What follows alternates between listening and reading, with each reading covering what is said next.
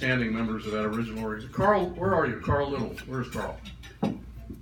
Here. There you go. Carl, big hand for Carl. Carl is one of the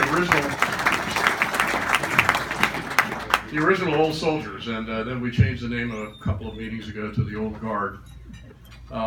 We are here because we have an abiding interest in military affairs and military history, and it's a testimony to the fact that John Rush. Oh, and I'm sorry, Colonel Rush. John, yes, sorry, John.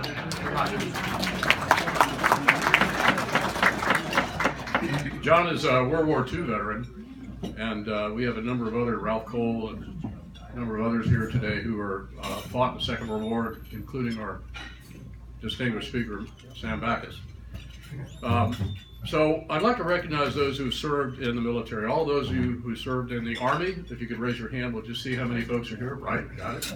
And then how about the Navy? How many people here from the Navy? See, got it. And the Marines? The Marines are the original force multiplier. You know, I mean, their hooahs are louder than anybody else. Coast Guard, we have any Coast Guard folks here today? Okay. Air Force. Got it, thank you. And we have a couple of folks here from the British Army. Right, there you go.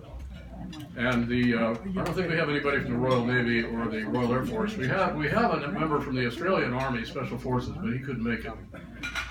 So, and to all of you civilian colleagues, thank you very much. You're the reason that we serve, and we're happy to have you here, and we're happy for your support. I want to give a great thanks to Jim and Yvonne Herson, who man that table forward every time we have a lunch, and believe me, given that Jim is Air Force and he can count and I can't, I was infantry, we usually come out on top. So thank you very much, Jim and Yvonne. Also a special thank you to Ed and Bonnie Davis, who are here for the first time today. Thanks, I'm glad you could make it. Those of you who fly know Ed and Bonnie. They are the biggest supporters of our men and women who fly in the military, and it's amazing what they do and support, so thank you. I have a very sad thing to do today, is that those of you who knew Vince Clark, who used to be with us when we had our original meetings at Marin Joe's, and Vince was a very quiet man. I mean, you had to sort of tease out of him any information about his background. All he told me was that he flew Mustangs, and that was all he'd talk about. But he died last May of this year. And the obit that showed up in the Independent Journal, it's amazing what you find out about folks. Vince flew more than 210 combat missions in World War II in Korea. And it's interesting, the understatement of this particular obit says, Mr. Clark, an expert in dive bombing and strafing in single-engine airplanes. Now, that was the Mustang, and what I did learn from a fellow who knew him was that he was in MacArthur's Air Force in the Southwest Pacific, and he said we would fly these missions in close support of the infantry, so close to the infantry that we would take off, we wouldn't even pull the gear up. We would be still in the takeoff, basically, mode, and then drop our bombs and then go back and land again and get rearmed. That's how close they were to the front. So Vince flew the 51. And the other point in here that I didn't know about him is that at one point in Korea, he weaved his fighter aircraft through a convoluted mountain range to take out a North Korean dispatch courier on a motorcycle. You know, there was a line in that movie, The Bridges at Tokori, where Frederick March, the admiral, stands there just at the end and he looks off the camera into the sunset and he says, "How did we find such men?" You know, and Vince was one of them. He's just an amazing guy. He also flew after the war into the 60s. He flew over 90 missions for Air America, which was the CIA airline. And Vince was one of the people in Saigon in 75 when Saigon fell, who packed as many Vietnamese and their families into a C-130, a Tunsanut, as he could get into the airplane. He said it was grossly overloaded, and we barely got off the ground, and they flew to Thailand, and they couldn't make it to anywhere else. And just a heck of a guy, and it was a great loss to the old soldiers. So, one other thing is we have an announcement that Before we go to our speaker, and I'm going to give you a little background on the organization that Sam served in, we have a couple of announcements. That is the O.S.S, and I'll tell you a little bit about that in a minute. Long overdue congressional action. The Congressional Gold Medal is now up for authorization to Congress to all those who served in the O.S.S in the Second World War. It's a great honor, and way too far enough time has gone by, but they are just about to get recognized officially by Congress for what they did. I have one other group that would like to just say a moment here, and that's Bill Chadwick. If you could come on up here a second. Christopher Barnes has asked me if you could just talk very briefly about the Order of St. John. Here we go. Roger that, Phil. I understand brief. Hi, folks. I'm Bill Chadwick, member of the Order of St. John, a 900-year-old organization. Locally, our organization, the Commander of St. Francis. If you're a member, raise your hand. We've got 5 or 6 members here, both knights and dames in our organization. Not only are we a fraternal organization that likes to get together and have fun, but we also raise and disperse funds for combat wounded veterans organizations in the Bay Area. This past year, we gave away $80,000. We'd love to have you all. If you're interested in following up, grab one of the knights here in the room after this luncheon, and we'd love to talk to you about membership. Thanks, Phil. Okay, thanks, Bill. Do not be deterred by Bill's old boy approach. He is a West Point graduate and a Special Forces officer. They do that just to keep you up on your back foot. A little bit about the organization that Sam belonged to. I mean, we've all heard of O.S.S, and very quickly, at the beginning of World War II, America had no intelligence capability because of our Secretary of War in the 1920s and 30s, who famously said, "Gentlemen, do not read each other's mail." We had no intelligence capability. We had crypto, and they're the ones that were breaking the Japanese and German code, but we didn't have any organization like special operations. We didn't have any UDT, any of that stuff. So a fellow named Bill Donovan, who was a very successful attorney, but had won the Medal of Honor in the First World War as an infantry officer in the 69th Regiment in France, was also a close confidant of Franklin Roosevelt. Surprisingly, because Donovan was a Republican, and you all know Roosevelt was a very avid Democrat, but so were his Secretary of War and Secretary of Navy. In those days, the War Department ran the Army, and the Navy Department ran the Navy, and the Secretary of War was Henry Stimson, who'd been an artillery officer in the First World War, and he was a Republican. Secretary of the Navy, very interesting, was Frank Knox, and he had been a Rough Rider with Teddy Roosevelt in the Spanish-American War, but he was also a Republican. So under the Secretary of the Army, and this is interesting, Donovan was working with Roosevelt. Roosevelt sent Donovan to England and said, "Go find out if the British are going to be able to survive." This is in 1941. War started in 39. Donovan went over, and the Brits were smart enough where they just opened everything up to him. They took him all to their secret bases. They showed him all their dirty tricks. They're really good at that. Donovan came back and he said, "I think these people are going to survive, and not only that, but I think we need to model our organization on what they're doing." And so the O.S.S. became, 1941 it was known as the Coordinator of Information, but in 1942 it became the Office of Strategic Service. A very vanilla flavored name. Most people didn't even know what it was. Most people in the military didn't know it. When my father was recruited into it, he didn't know what it was. And so this is the O.S.S. served globally. There were about 20,000 people in the O.S.S. worldwide, which is about a reinforced division in the Army. But they tied down so many Axis and enemy forces around the world. They served in every theater. And they were organized into several little subunits, and they were special operations. And those were the guys that parachuted into enemy territory or denied territory in teams or as individual agents. They had special intelligence, which was divided into 2 groups called X1 and X2. Now, I know this sounds like something out of a comic book, but X1 was recruiting and running agents into foreign countries, and X2 was counter-espionage. And a little known fact, I didn't know this until I touched base with Tony Hiley, who's the historian for the Central Intelligence Agency, and she verified that they actually turned out over 3,000 Axis agents worldwide, this counter-espionage group, they discovered and identified and then captured or turned over 3,000 enemy agents. So that's a pretty effective unit. They also had a little sub thing called morale operations, which is really black warfare, psychological warfare. And then the most secretive and the least known was this organization of men who were recruited into the Maritime Unit, the MU. And that is where we have our speaker of the day. Sam Backus was recruited into O.S.S. without knowing what it was at the time. He just answered the call for people who could swim. And now that sounds like a pretty low barrier, but then after what they went through to qualify subsequently was quite a story. And where they went and what they did is something that's really for the books.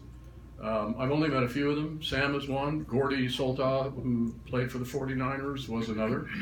And Sam is going to tell us about his group, what he did. And I really think these people belong in the pantheon of American heroes. Sam Backus. All right.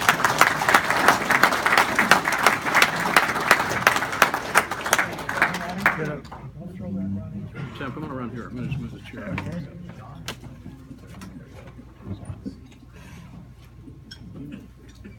This is good. Got my own speech here. I know. I think if we can hook this up, see if this works. Okay. Okay, go ahead, say it. Okay. Phil just gave my whole. Can you hear him? All right, good. Yeah, Phil just covered most of what I was going to say. As well he should with his father's great history with the O.S.S. Is there anyone else in the room that worked for the O.S.S. during WW2? Ahmed?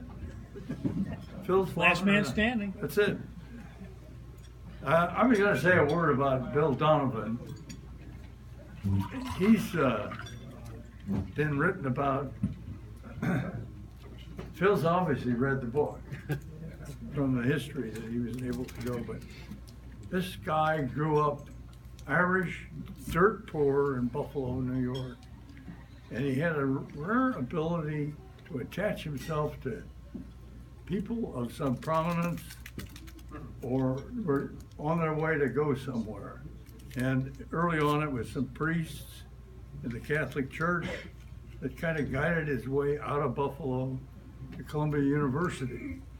And there he had a professor that eventually became a Supreme Court judge, and he stayed close to him for the rest of his life. And that would be Harlan Stone. And that became kind of Donovan's advisor. But Donovan moved into government work and trying to be an attorney at the same time, and a very famous law firm that had branches in New York as well as Buffalo.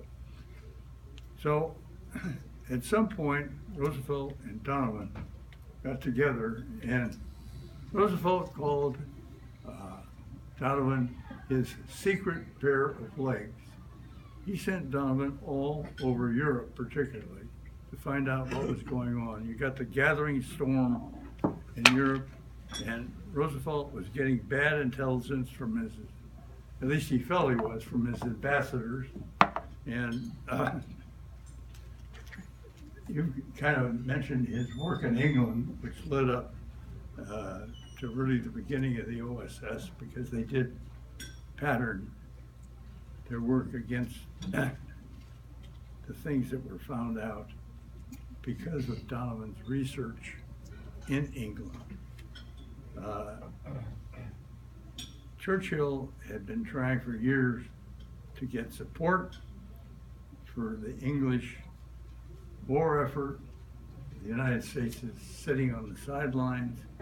There was the 50 destroyer deal, which probably you're familiar with, was virtually put together by Donovan. And that we had the great controversy in this country about escorts and convoys, and the side says, that means war. I said, don't do it, and we did it.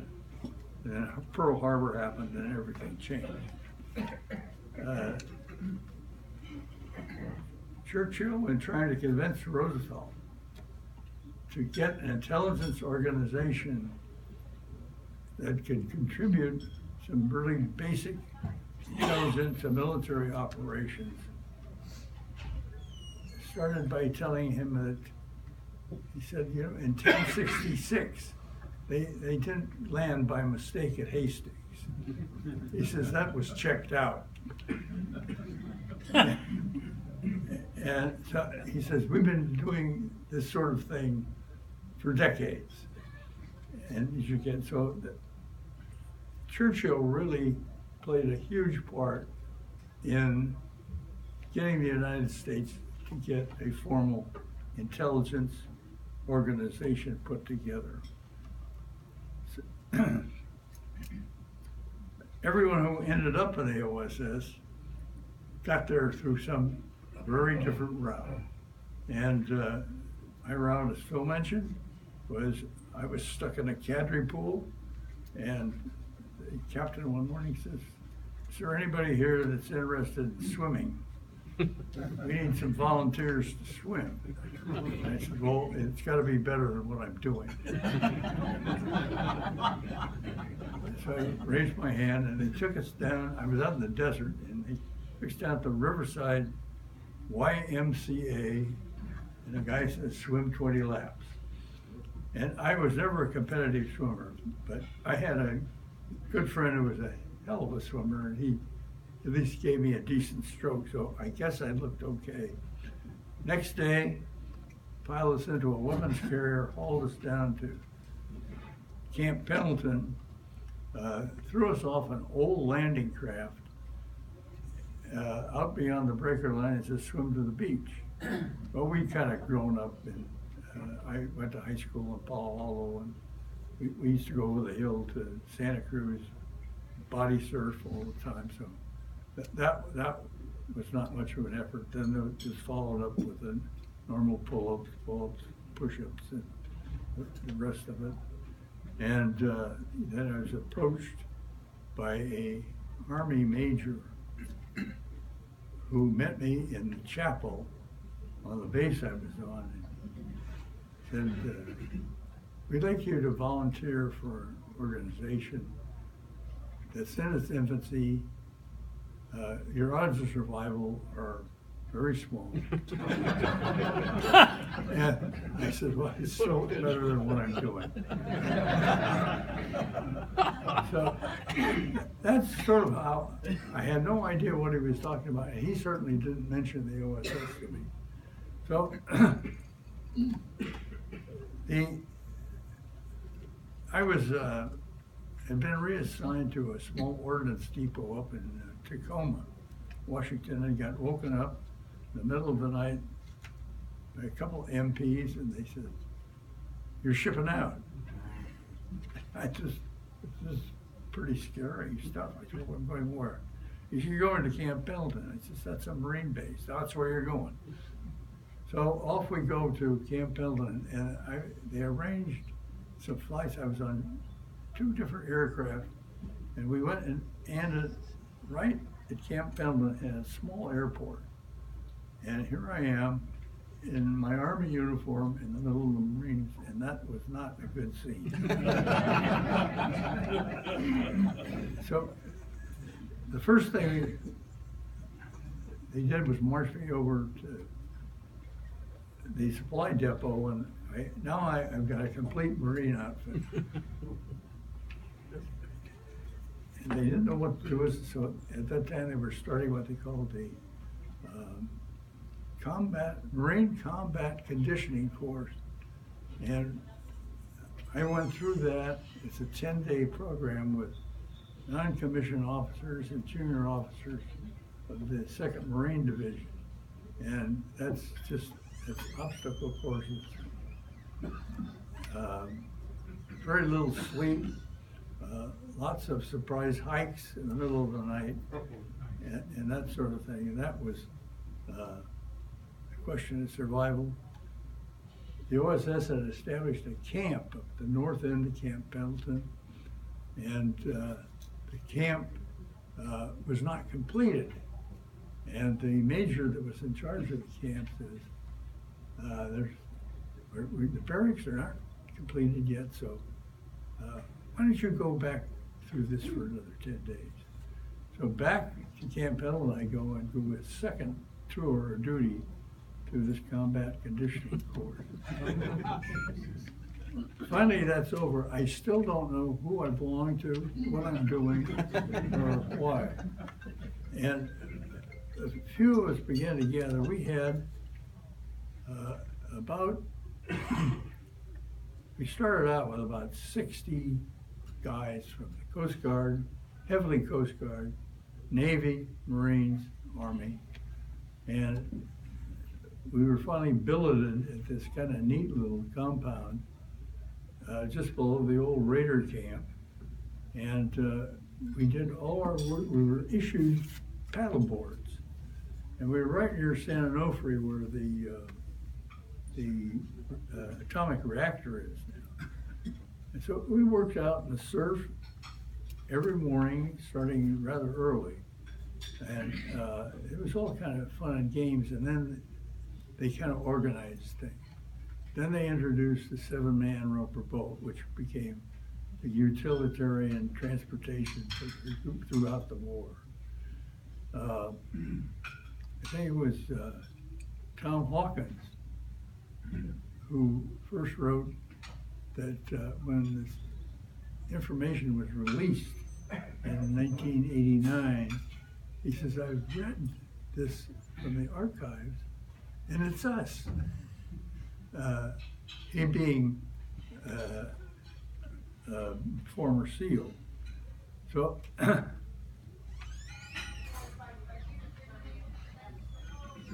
the very first MU was John Spence, who was a Navy hard hat diver in Florida. And he was recruited by the O.S.S., taken to Washington, D.C., and a Dr. Lambertson, an Army doctor, had invented this unit. I had some pictures. Right, you got it right here. Hold on. And they condemned the swimming pool at the Charm Hotel in Washington, D.C.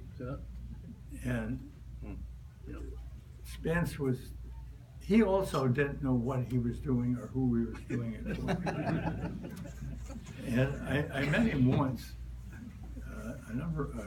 about 6 months later, and he went back into the regular Navy because he wasn't getting enough action. They were using him as a demonstrator all the time. And so he's gone, and we're still billeted at the north end of Camp Pendleton. We're doing surf work, boat work, and using these paddle boards, which were rather efficient for moving over water. From there, we were sent to San Clemente Island, not far away, for survival training. We had been just introduced to the unit. We lost a whole bunch of guys. At that time, they saw that thing and they said, "Get in."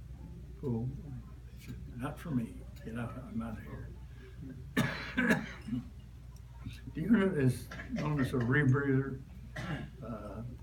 There are no bubbles, and that was an important point in the history of, which is a short one,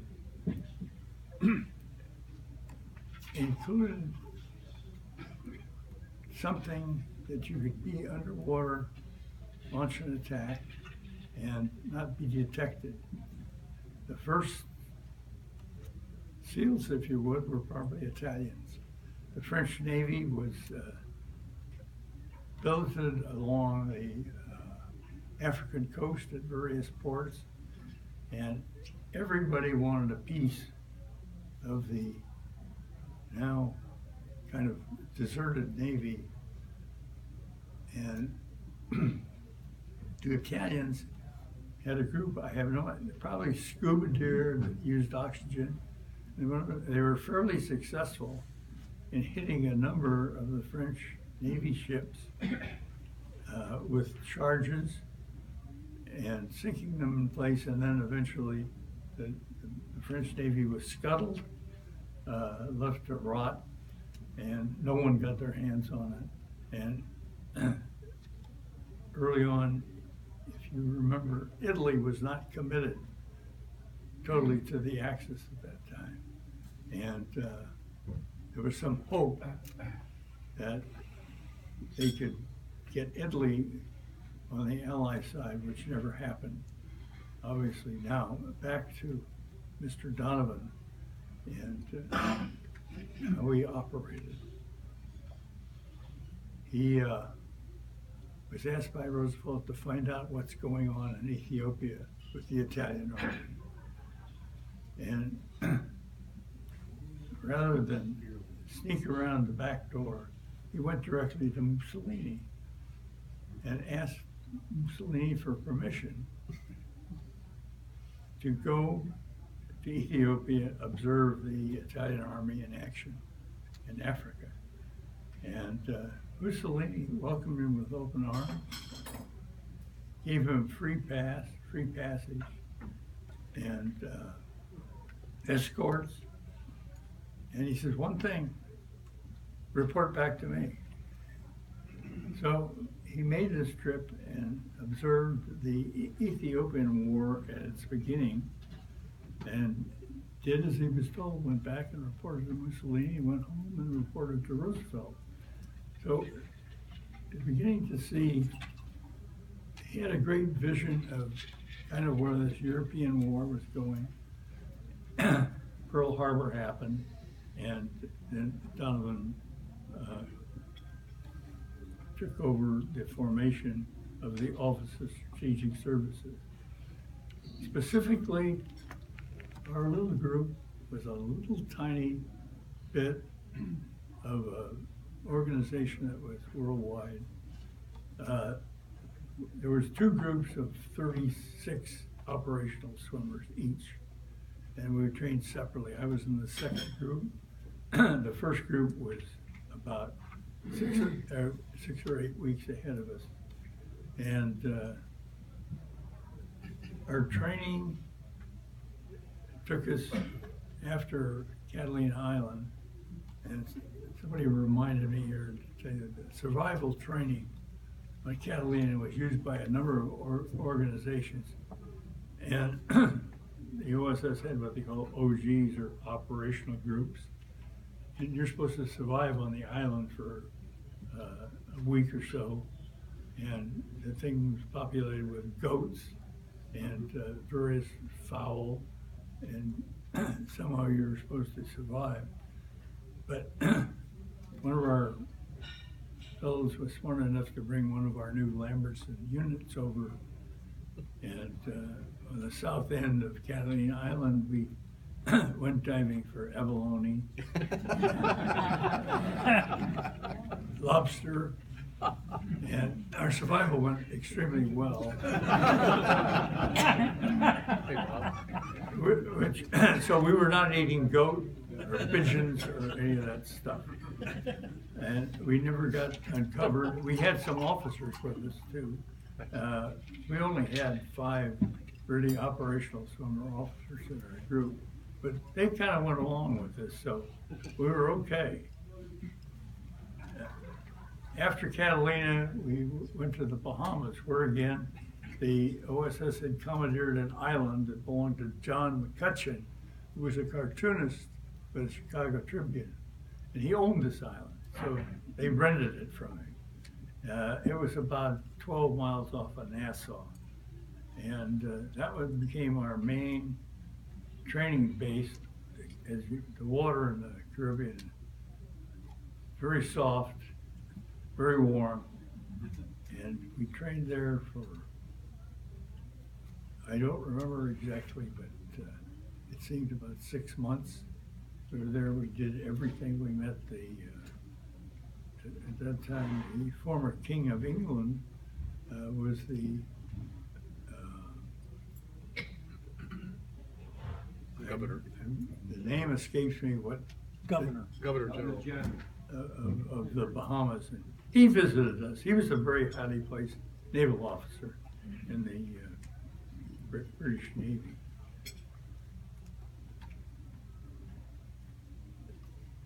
As to firearms, we had a Marine gunny sergeant who was an instructor. We were not confrontational. Our idea was we had a lot of training in explosives,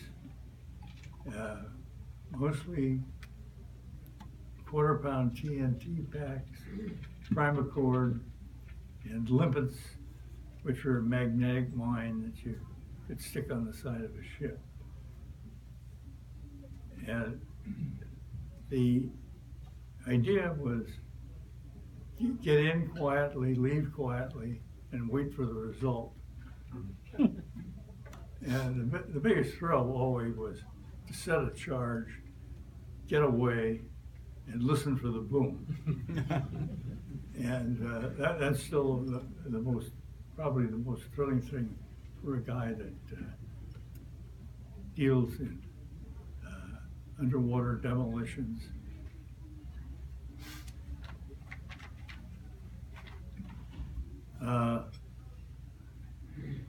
After training in the Bahamas, we were transferred to Burma, and in support of the British 14th Army. Burma was a forgotten war. Churchill never forgot about it. He kept his eye on it all the time. Lord Louis Mountbatten was the theater commander, and his headquarters were in Kandy Ceylon, in a rather beautiful setting in the mountains of Sri Lanka. It is now. The problems faced us there were, we were at the behest of what the British wanted us to do. The request had to go to an O.S.S. officer in Kandy and then come back down the line. So it was a slow process.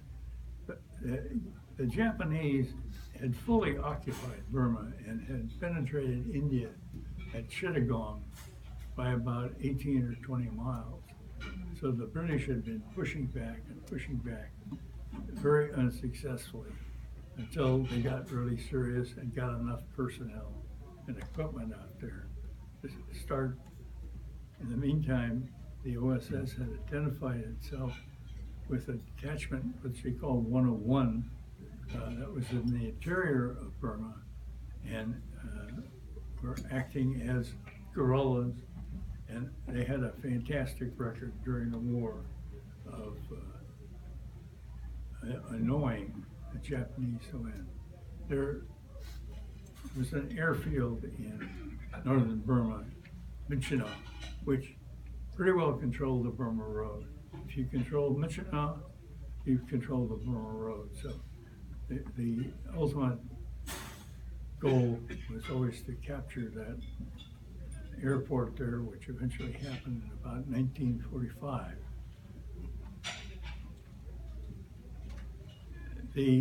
What did we do? We blew things up. Donovan visited Burma several times. And the biggest invasion in Burma was a place called Ramri Island on the west coast. And it was the main distribution point for the Japanese army. The army was sent to Burma without any support system. They were to live off the land. So they were very unforgiving to the Burmese. They stole, they raped. It was a bad scene, so it was very easy to recruit Burmese agents to do work. So we spent a great deal of time of inserting agents behind Japanese lines in Burma. We paid them and got in as far as you could, get them off. You paid them half their pay. If they got back, you gave them the other half. Some came back, some didn't. Some ran away with the money. Some may have been caught. Something you don't know. The coast of Burma is inundated with chongs or tidal rivers. And if it's raining up in the mountains, the rivers go up and dramatically. And the silt comes down. So the use of a Maritime Unit under those circumstances was very slight because you couldn't see anything. So we were pretty much reduced to operating from rubber boats at most times. The Japanese would put booms, and cut these huge logs and chain them together across the river. And we would approach those at night, set charges, leave, and hope we heard a bang.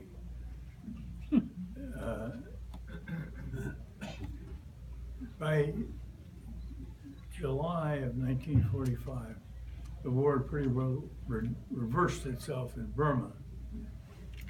And they didn't have any idea what to do with us at that point. So we went back to a base camp in Ceylon. And we were then told to go to Okinawa. Okinawa had almost been secured at that time. We had to go by ship all the way around the bottom of Australia, up through the Philippines, to Okinawa, and we were anchored in Buckner Bay, and the atom bomb went off. And we were very happy. How well we would have done on reconnaissance missions in Japan is a question mark, something we never had an answer to. We were very good at beach reconnaissance, and we worked in kind of what's become the SEAL tradition in teams, and the teams were all trained. You had the same guys. Everybody could fill in for somebody else if there was a problem. John asked me to mention this during our training period in California. One of the members of our group was a guy by the name of Norman Abbott. And the only thing distinctive about Norman was that he was the nephew of Bud Abbott of Abbott and Costello. And so we used to work 10 days and then get a 3-day pass. And so Norman would invite us up to his uncle's house in Coldwater Canyon. And we'd go up there, and he had a palatial place with a swimming pool. We'd hope we'd find some girls from the casting couch around the pool. But it was just a lot of fun. Norman passed away not long ago, and he left a note with his wife that we kind of stayed in touch briefly after the war. He said, call Sam and tell him he's the last man standing. And so of the original 35 guys in my group, as far as I know, I'm probably it. Gone away, but that is sort of a brief resume of how I spent about 3.5 years with the mysterious O.S.S. known as O.S.S. Social, O.S.S. Secret. A lot of people made fun of it, but At the time of the D-Day invasion, O.S.S. was heavily involved with the underground in the Netherlands, certainly in France and Belgium, and mainly getting money in. I met a Frenchman. I don't know how many times he'd gone back and across the channel, carrying money. And those underground operations, their effectiveness was almost measured by how much money they could get in their hands. And Eisenhower said, if they could delay any rail traffic to the Normandy Peninsula for 24 hours, it would be very helpful. 48 would be better. And it was 3 weeks before the Germans could repair all the rails that had been blown up approaching the invasion beaches. So the O.S.S. spent a lot of money, but I think in that one instance, it probably paid for itself 1,000 times over, hopefully. So anyway, that's how I spent 3.5 years with the mysterious organization O.S.S. Nobody in other ventures like Phil's dad, you never knew what anybody else was doing, where they were, what their assignments were. It was a typical intelligence operation. And of course it segued into the CIA. The organization was signed off late in 1945 by Harry Truman. It just ended. And through Phil's input, this makes perfect sense that Hoover, at the head of the FBI, did not want a clandestine operation to compete with. And so it died. There was a small attempt to put the information service back in place, and then somebody won and the CIA came into being. A lot of O.S.S. guys went over into the CIA. I had one of our demolition officer went over and he had a whole career with the O.S.S. I think he ended up in Turkey. And I think he was a lieutenant when he started and he came out a colonel.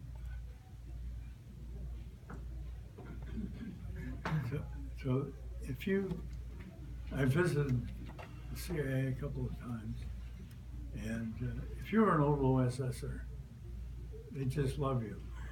And you get treated very nicely by those old friends. So with that, questions? Yes, sir. Did the term frogmen ever apply to you, or did that come with the Navy? Well, yeah, I think it came with a comic book originally. Oh. But yeah, we're very proud of the frogman history of.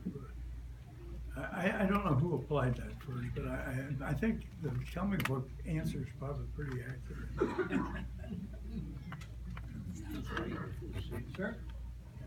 Are you familiar with the story of why MacArthur kicked all of the O.S.S. out of his theater and started what became known as the Alamo Scouts instead? No. An Army unit.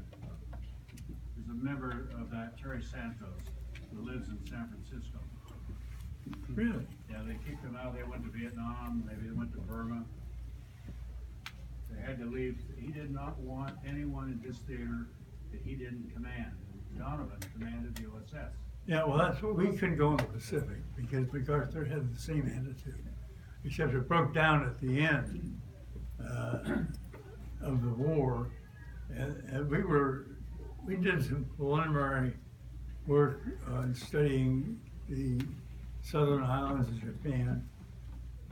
But MacArthur was dead set against any O.S.S. We had 3 Navy guys that trained with us, and they wanted to go back in the Navy, and they went to the Pacific and joined a UDT group with the Navy in the Pacific. And I think all 3 of them were killed at Tarawa. And they did reconnaissance there. What was the Lambert unit? What is that? It's a rebreather. There's some pictures of it. Yeah, I got it. And Yeah. you guys have any CO2 problems? Because that was really early. You could have guys overdose with the scrubbing of Well, CO2. yeah, everybody says very dangerous, but you know, if you use it properly, it's not dangerous. Uh-huh. You have a soda lime, calcium carbonate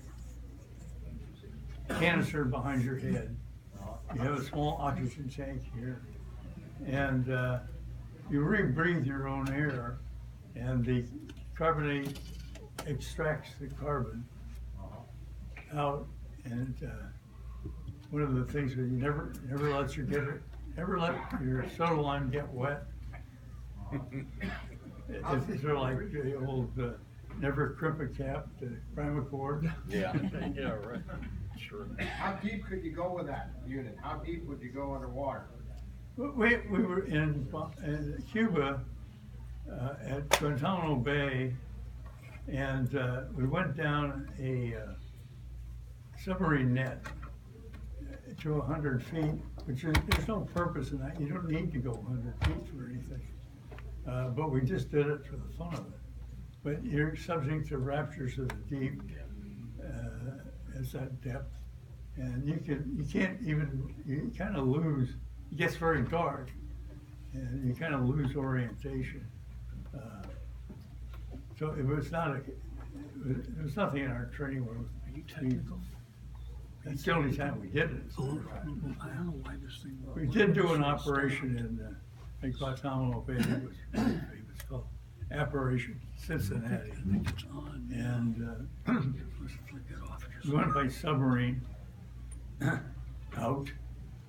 And they put both the torpedo net down and the submarine net down. And we approached, they had 3 target ships in the anchor in. And the Navy brass had come down from Washington to watch this. It was totally successful. And we put limits on all 3 ships. And we could fly them later. They had all their radar on alert. They had all their sonar on alert. And the conclusion that the Navy brass came to at that time is we need to improve our detection. And so we got nothing out of it. What was your favorite thing you ever blew up? Pardon? What was your favorite thing you ever blew up? The biggest? Favorite. Oh, favorite things. I Most think, fun you ever had blowing something up? well, we used to do, John may have a picture of it, I don't know. I'm having do we have any technical people here? I can't get this. Oh, We got these pictures and I about as got, technical as you're gonna get right here. I think that's about as, I think there's a 12-year-old out in the bar. Oh, yeah. Now, wait a minute. Yeah, what was the most, what was it, Sam? I think yeah, that's. it's that hard should be it. to It's try just not big. coming on. I think one of the most It was interesting on, but I. explosions that we ever Whether it- had was Whether it. on a weekend, we took our boat, we used to commute from Nassau out to Salt Cay Island. And Why is not going on? we went fishing with quarter-pound TNT charges. And there's a picture of the fish we caught. Maybe a light, maybe a switch. Well, Question? Yeah. The Italians use these things that look like torpedoes, and they rode them to get to over to ships. Did you guys have anything like that? We had, yes, and it never. I didn't. You put the unit on. Now this had ballast tanks in it. You could control up and down. The thing had two favorite positions: straight up and straight down, and it was very hard to keep it level. And so it never came. I think now they have got some beautiful equipment today for transport of the water. And I think a switch got through. Very envious of all the stuff they have developed since then. How old were you when you were first recruited to the O.S.S? 20. That was about the average age. Our officers were much older. They were about 23 or 24. You get your thing? Were you familiar? Just sure. I'm very sorry to have to report failure. We have a bunch of Sam's World War II pictures, including him as a really buffed out O.S.S. Maritime Frogman, and I can't get the projector to work. We wanted to show them to you, but with me today is Bill White and Pete Witter, two former SEALs, and it's really interesting for us to hear about Sam because we all trained with these Navy IBSs, inflatable boats, small, and you have to paddle them through the surf, and that lineage flows down from the not only the O.S.S. maritime guys, but the underwater demolition teams that were created in World War II. And so, come on, Bill is he's a big wig with the Navy SEAL Foundation, and so we're calling him up to have a little bit of dignity here. But so Sam, who was in the Army, and we have a picture of him in a Navy uniform and in a Marine uniform, and so what we want to do is, he's as much of a frogman as anybody ever was. So we want to give Sam a Navy SEAL trident that is kind of the symbol of the Navy SEAL. Yeah, put it right on there.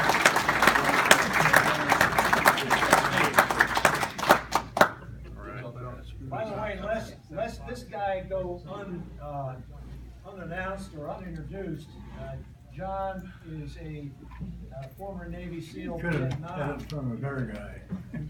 So just want to make sure he gets properly That came introduced off as my well. Guy 11. Well, that needs rest. No problem. There's another Navy SEAL Vietnam, way back in the corner, Tom Scherer. Class 34, you got. Class 32. East Coast. You look younger than I did. You're working with him on the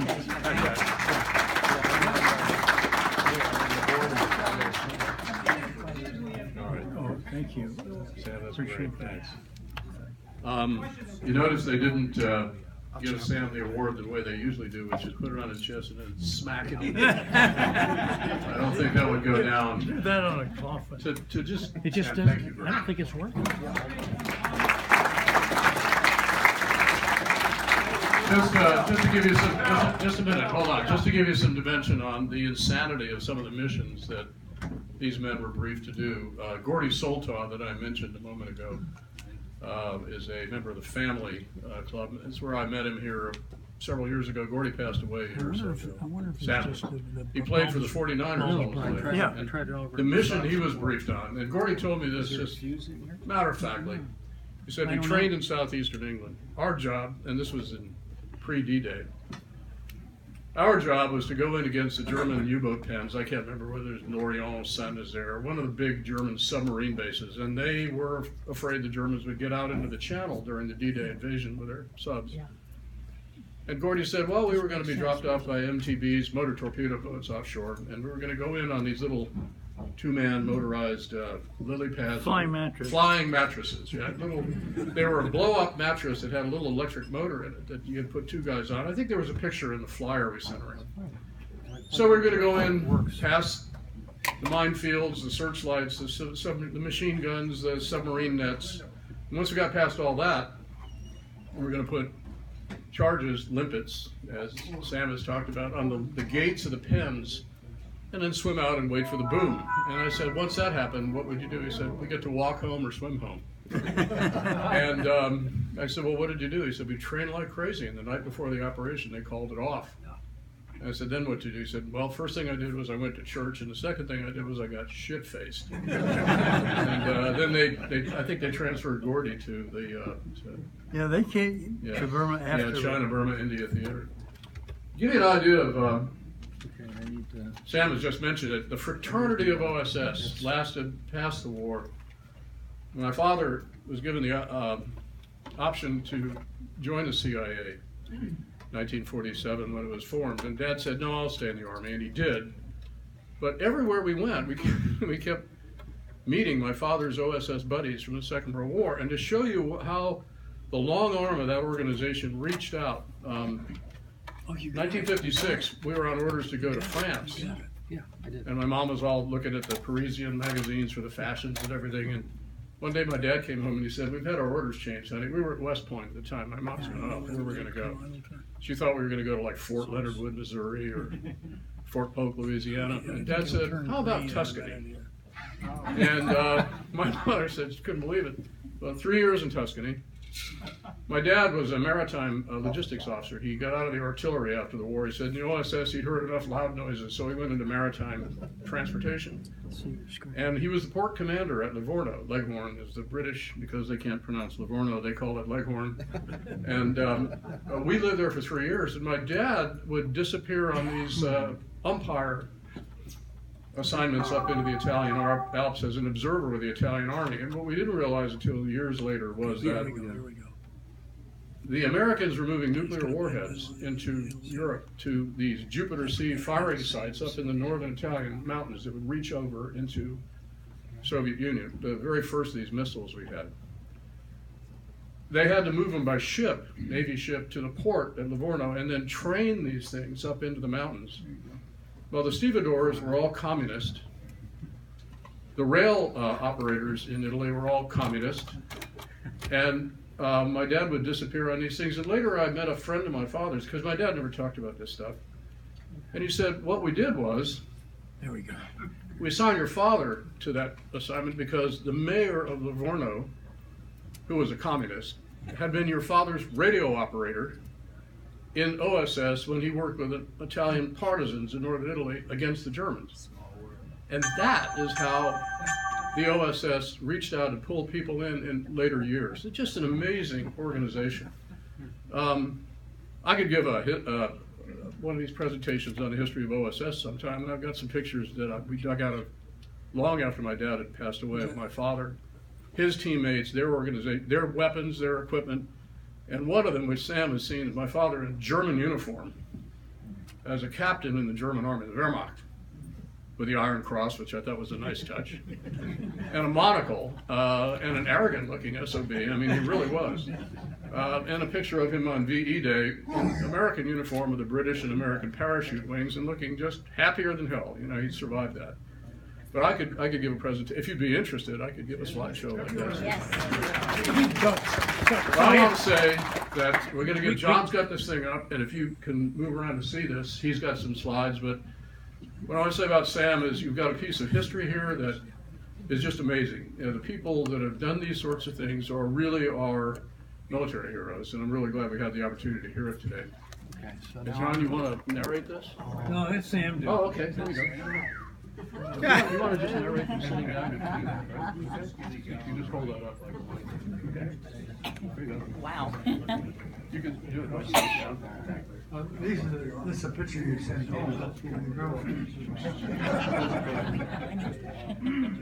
that's in Burma. A prayer service That was it. I think all the Catholics went to that one.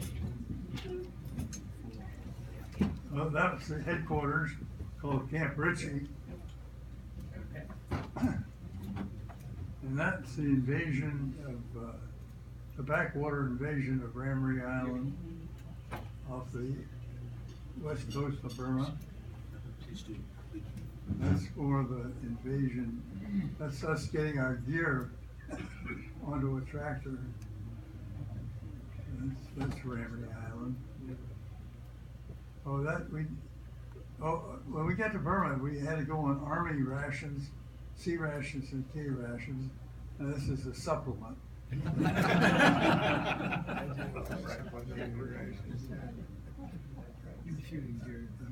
Oh, that's Ramree Island again.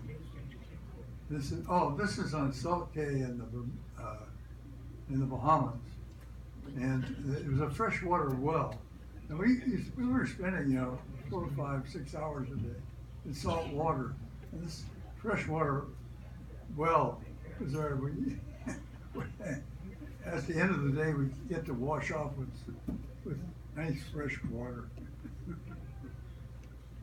That's Salt Cay in the Bahamas. Oh, that's the fishing trip. Yeah. That's a barracuda, which in the middle of which that was the greatest fear we had. We hated those. We see sharks all the time. We didn't bother them; they didn't bother us. But the barracuda, nasty fish. That's His Highness the ex-King of England. She's viewing us in Nassau.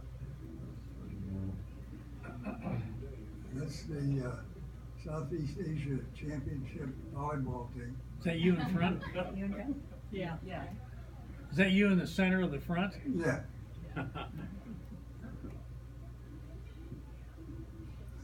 That's you in action winning the championship?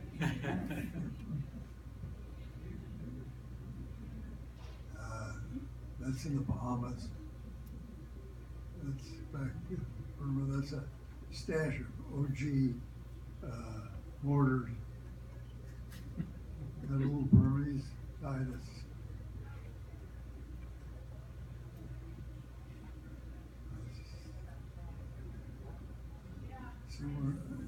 That's our basic form of transportation. And, a more modern version of it.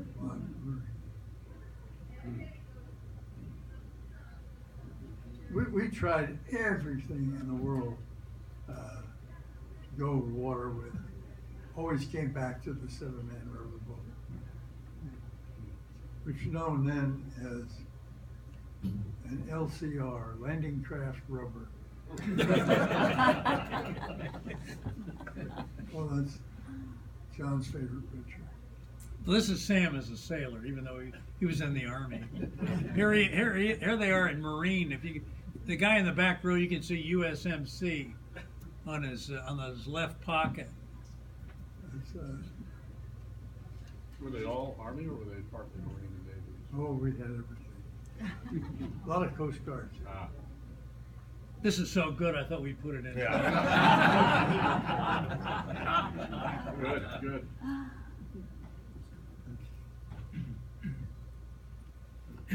Combat training. These are pictures from what you can get on the internet about the O.S.S. So that looks like an M1, doesn't it? What has he got? I'm not sure. There's a defense against the Axis right there.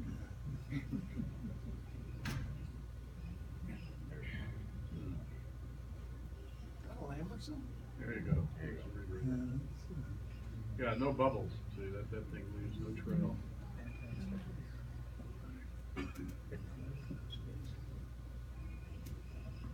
That's the other thing about the Bahamas. It had a beautiful white sand bottom.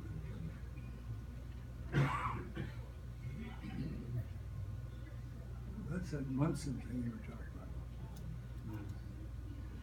about. That Lamberton? Yeah. Did the Italians have that? No, I think they had air. Yeah. The Italians had a group called Mas. They were the ones that sank the British ships at Gibraltar by going in on that two-man torpedo that they called the maiale, the pig, because it was, like they said, up or down. You couldn't really control it. But they had an oxygen unit that left bubbles.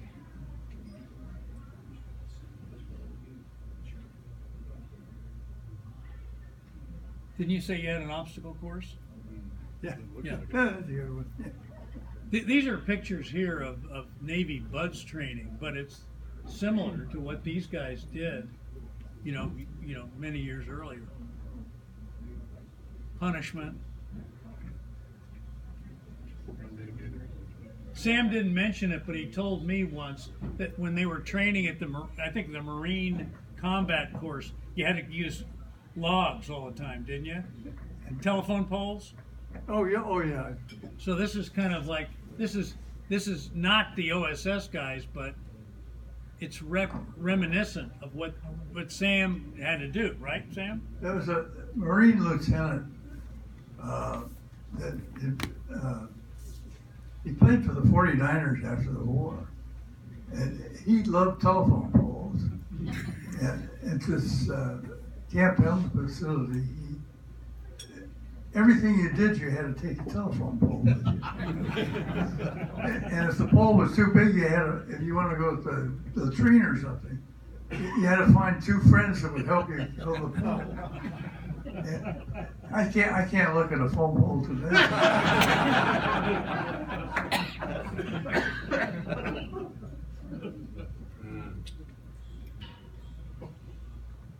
You can't really see that, Well, but that's a sun. That's a intercoastal freighter sunk up by. Should have gone. Whoa. Sorry, I didn't mean to jump that fast. That's a good one. This is authentic, though, right here. That's his Lamberson, huh? Yeah, what could you hear? Yeah, she's apparently an expert at holding her breath.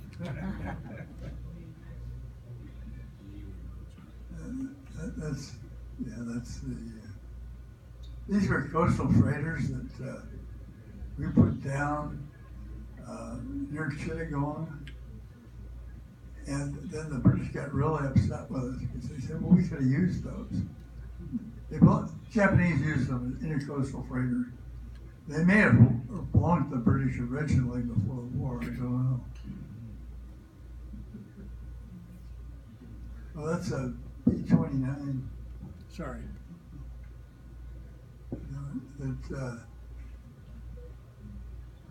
They came into play late in the war, and they would fly from Dum Dum Airport into Calcutta down to Rangoon. They'd make one run and drop leaflets, and then the next day they would bomb.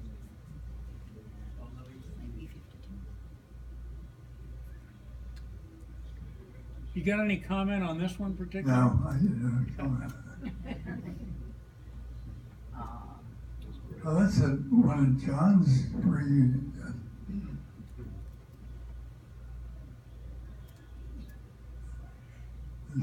My grandson.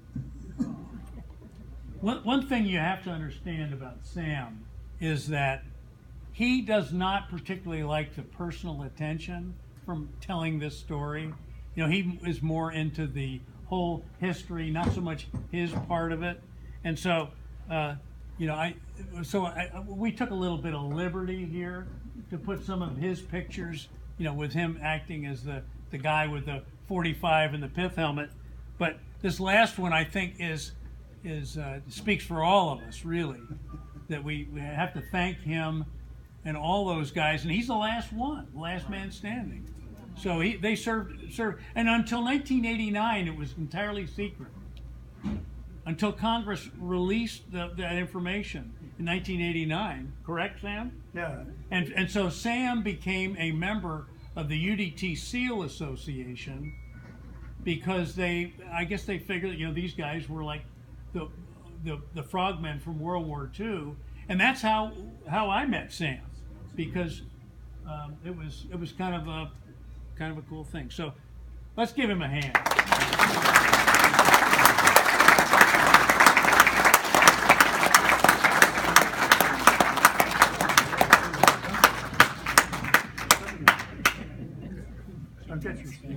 Okay. Thanks very much for coming. The next lunch will be in February, and we'll have another speaker. So have a great Christmas. Thanks very much.